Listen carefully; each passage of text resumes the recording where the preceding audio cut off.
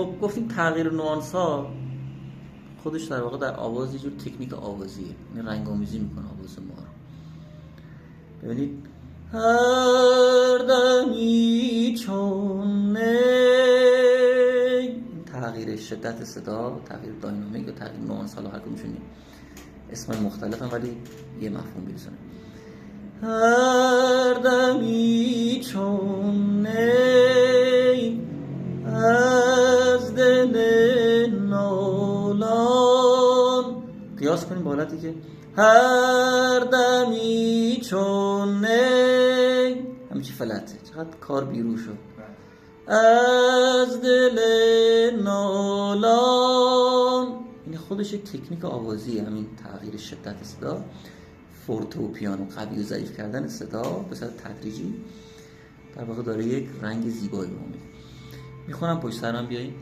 هر دمی چون هر دمی چون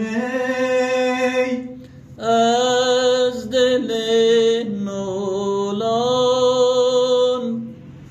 از دل نالان. لرزش چیزی نمیدیم، لرزش فقط هدفمون اینه که اون تغییر نوانسه اعمال بشه، ویبره یا لرزش ندیم. شکوه هم دارم، شکوه ها دارم. این رابطه مستقیمی بین فرکانس و داینامیک صوت هست. وقتی به سمت نوت‌های بالاتر میریم صدا قوی تر میشه، وقتی به سمت نوت‌های پایین تر میایم صدا ضعیف تر میشه. شکوه هم دارم، این خوش داره زیبا میکنه. دوباره بریم. شکوه ها دارم روی دل، دوباره روی دل هر شب، روی دل هر شب. زبان بدنم داره کمکتون میکنه، ناخودآگاه خوبیه، ولی خب موقع آواز خوندنتون دیگه طبعا نه عادت بشه بمونه، ولی برای یادگیری قطعا داره کمکتون میکنه. روی دل هر شب تا سحرگاهان، تا سحرگاهان با خدا دارم، با خدا دارم. این قوی و ضعیف شدن تدریجی صدا رو تو موسیقی می‌دونی چی میگن؟ چون کرشندو و دیکرشندو. کرشندو یه چیز شبیه انگار یه ماشینی به اون نزدیک میشه، قوی شدن تدریجی صدا. ضعیف شدن تدریجی صدا میشه دیکرشندو. این میتونی تو ذهنت بیاری که الان این کار در واقع کرشندو دیکرشندو. کریس یعنی افزایش یافتن، دیکریس یعنی کاهش یافتن. همین کار داره در رنگ‌آمیزی صوتی برای ما انجام میده. هر نرم داره باز میشه، هر نفس آهیست،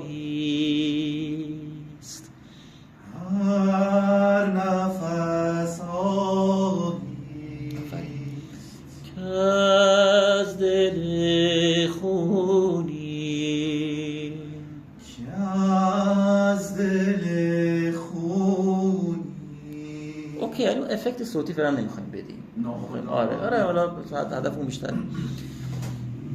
هر نفس آهیست که از دل خونین، لحظه های عمر بی سامان،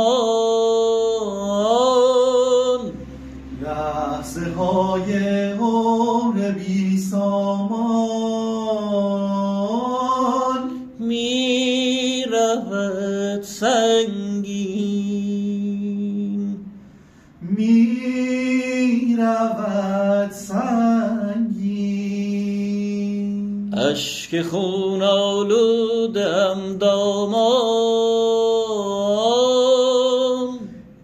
اشک اشک خون آلوده همدامان.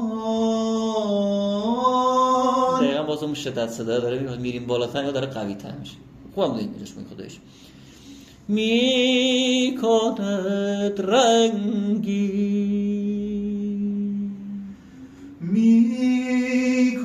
میکند رنگی